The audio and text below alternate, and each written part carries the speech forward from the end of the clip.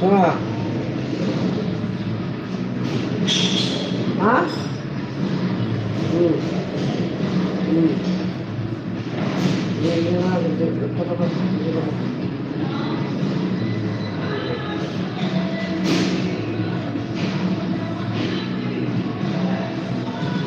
Ano siya?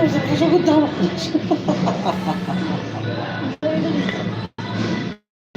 Yung nagpatong-mission! Kuwang ako sa post!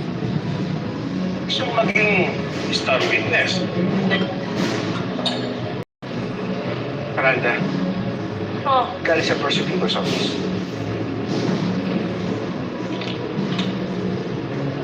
Sabina. Dinidemanda talaga ako for murder.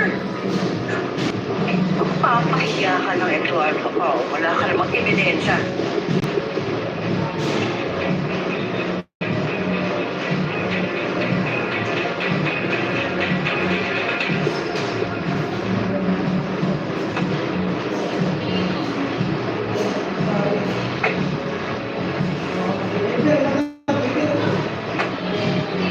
Sigurado kung kinakabahan ni Eduardo na yan.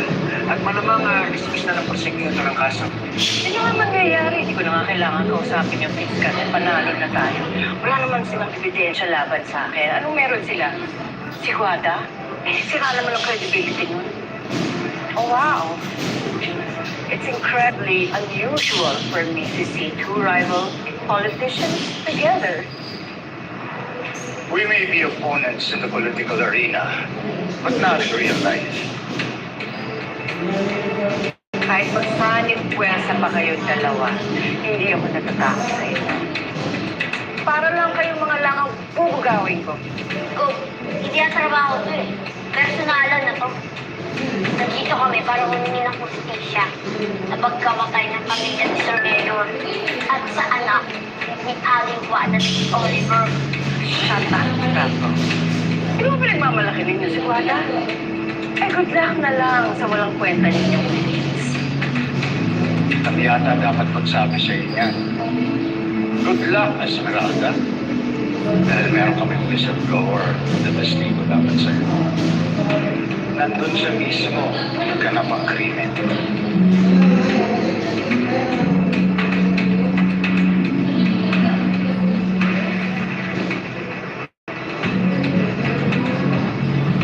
Sir Eduardo, nandito na po ako. Esmeralda, meet Olga, our star witness.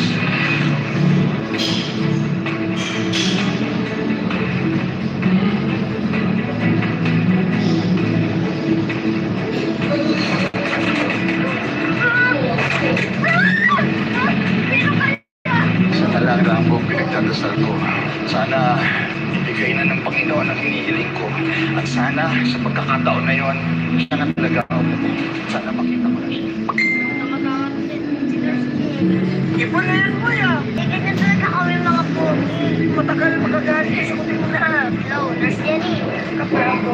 Sinibat ko umiyak. Kapara ko kailangan ko pa ng tulong yun.